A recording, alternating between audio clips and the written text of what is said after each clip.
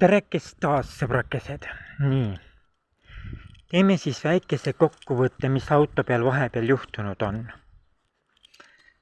Mõni aeg tagasi ma ostsin autole esituled. Sellised ümmargused esituled, mis on mõlema külje peal ilusti näha.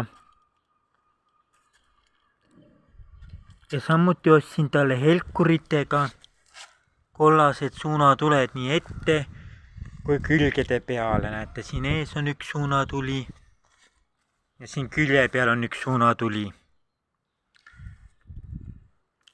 Ja loomulikult ma ostsin autole tahavaatepeeglid, tõenäoliselt mootorratta omad, aga toimivad. See vilkur on mul juba vanast ajast olnud. Ja loomulikult sai auto tagurdustule. Valge tuli, mis annab märku, et auto hakkab tagurdama. Ja mõlema külje peal on pidurituled koos suunatulede ja ohukoonusega, kolmnurgaga. Ja loomulikult on mõlemal pool need tuled olemas. Paigaldatud on need nurkraudade peale.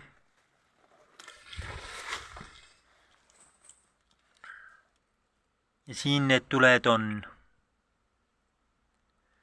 Need on LED-valgustid, võtavad vähem voolu, koormavad vähem auto elektrisüsteemi. Ainukene mitte LED-valgusti on vilkur ja esituled. Nii et põhimõtteliselt selline see auto siis on.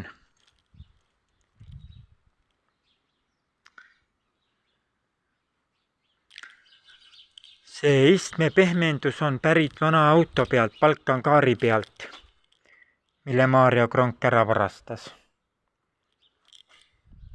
Sest olin, kuidas ma sulle ütlen, narkojoobes varas, kes mitte millestki aru ei saa ja võõrast varast lugu ei pea.